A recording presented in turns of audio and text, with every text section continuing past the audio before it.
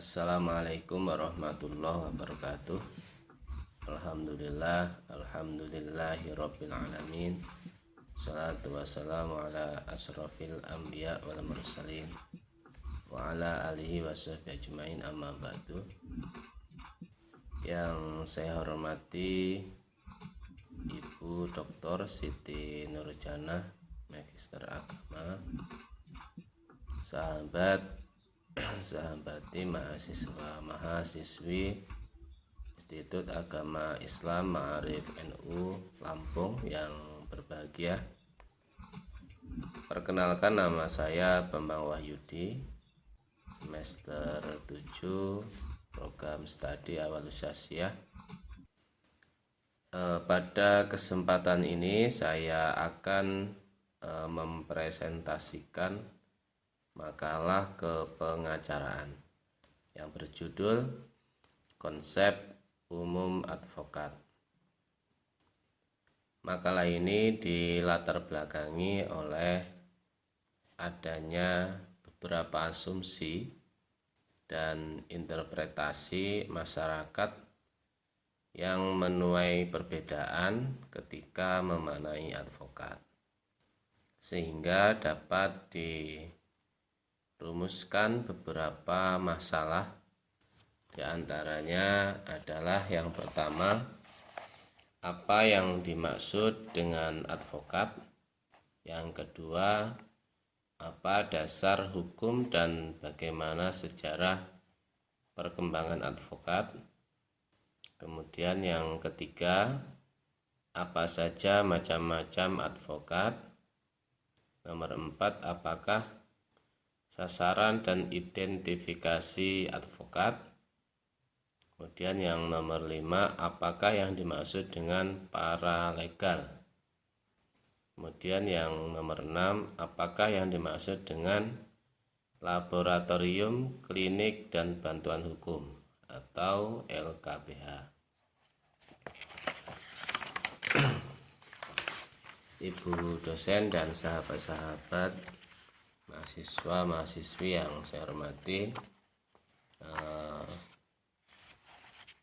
dari rumusan masalah tadi dapat dijelaskan bahwasanya kata advokat secara etimologis berasal dari bahasa Latin, yaitu advocare, yang artinya to defend, to call, to want, aid, to vouch or warrant. Maksudnya untuk pembelaan, memanggil seseorang untuk dimintai bantuan agar bisa menuntut atau memberi jaminan. Sedangkan secara terminologis, istilah advokat banyak didefinisikan oleh ahli hukum.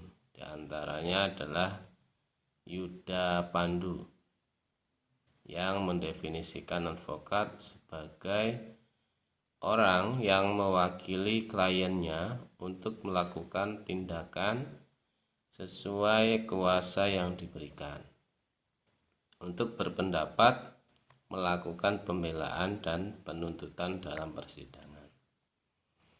Kemudian advokat di sini berdasarkan ketentuan pasal 1 angka 1 Undang-Undang Nomor 18 Tahun 2003 tentang advokat. Sebutkan bahwa advokat adalah orang yang memberikan jasa hukum, baik di dalam maupun di luar pengadilan.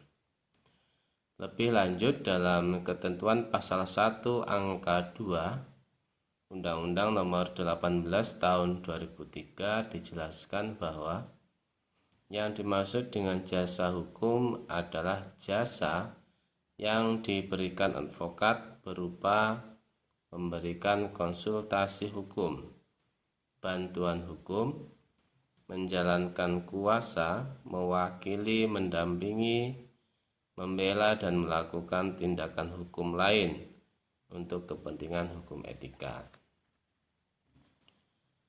Secara historis, pengaturan mengenai profesi advokat di Indonesia telah diatur sejak masa pemerintahan Hindia Belanda. Pada masa itu, para pihak yang berperan diwajibkan untuk mewakilkan kepada seorang kurir, yaitu seorang ahli hukum yang telah mendapat izin praktek dari pemerintah.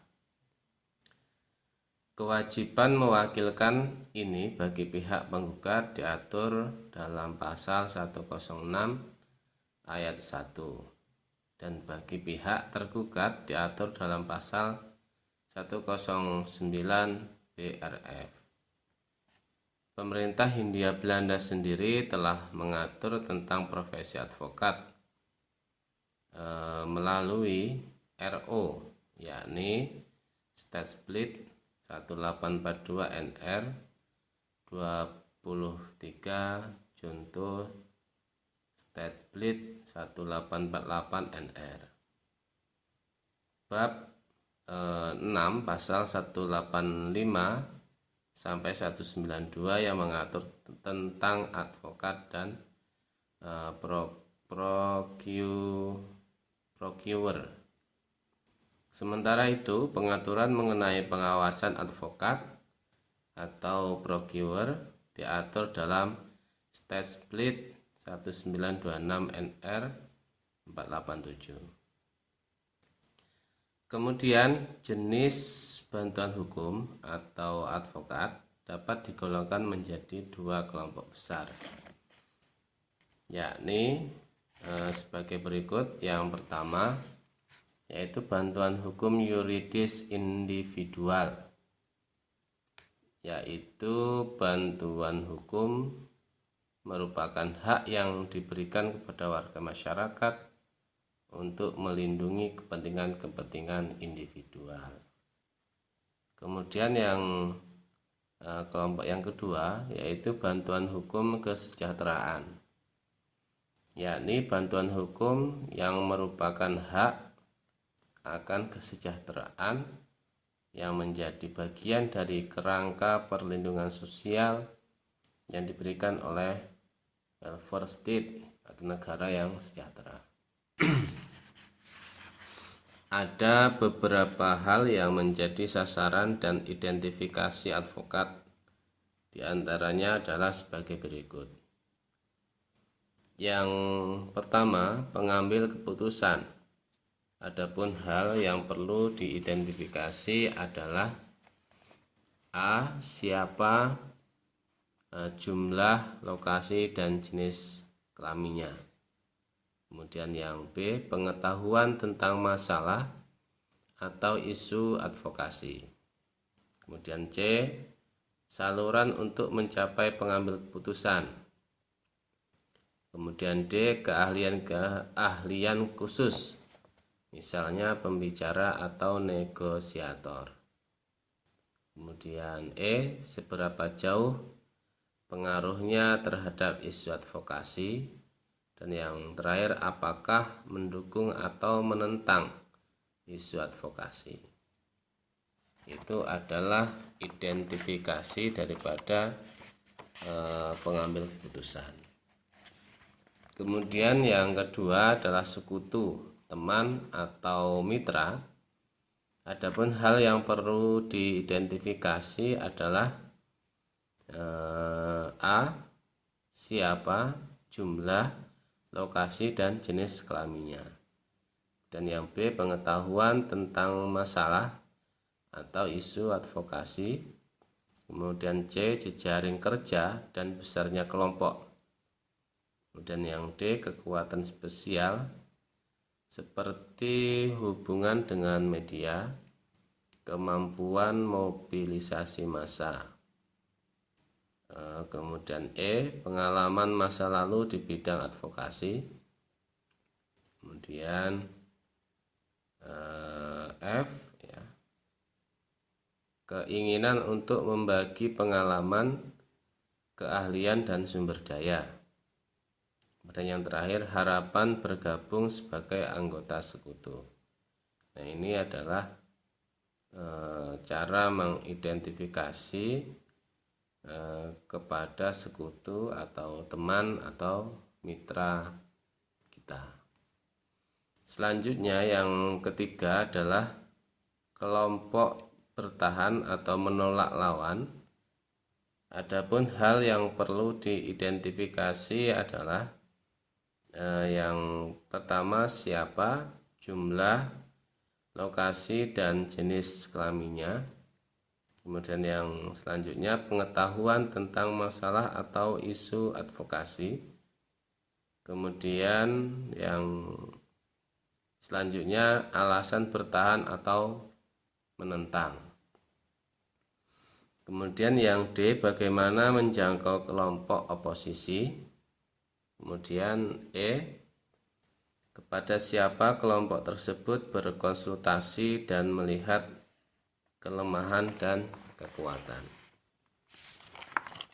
Ini adalah cara mengidentifikasi atau langkah-langkah mengidentifikasi kelompok yang bertahan atau menolak lawan. Kemudian paralegal, ya, bantuan hukum dapat diberikan oleh paralegal. Paralegal bukanlah tergolong pada profesi advokat karena paralegal sendiri bukanlah sarjana hukum, tapi dapat memberikan bantuan hukum setelah mendapatkan pelatihan dari pemberi bantuan hukum tempatnya bekerja. Paralegal harus memiliki pengetahuan hukum dan keterampilan dasar di bidang hukum dan hak asasi manusia. Ini adalah pengertian daripada paralegal, yang dapat disimpulkan bahwasanya paralegal itu tidak harus sarjana hukum atau memiliki ijazah hukum, ya, tapi dia telah pernah mengikuti beberapa pelatihan yang berkaitan dengan hukum sehingga dapat memberi bantuan hukum, begitu. Kemudian selanjutnya laboratorium klinik dan bantuan hukum. Nah,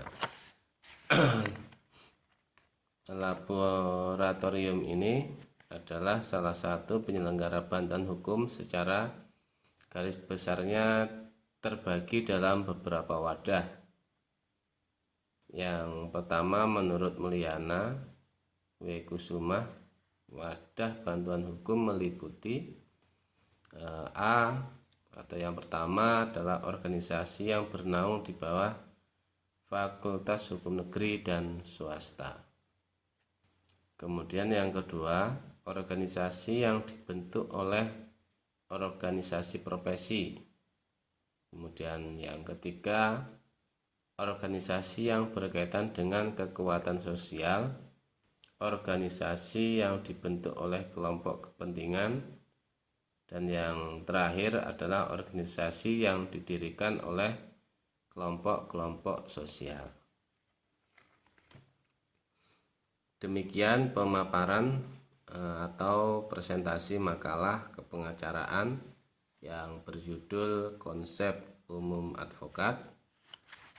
Dalam penyampaian ini, apabila ada beberapa hal yang kurang atau lebih, kami mohon maaf, dan apabila ada yang perlu ditanyakan, kami persilahkan kepada sahabat-sahabati mahasiswa-mahasiswi Institut Agama Islam Ma'arif NU Lampung. Saya akhiri, wallahul muwaffiq ila aqwamit thoriq. Wassalamualaikum warahmatullahi wabarakatuh.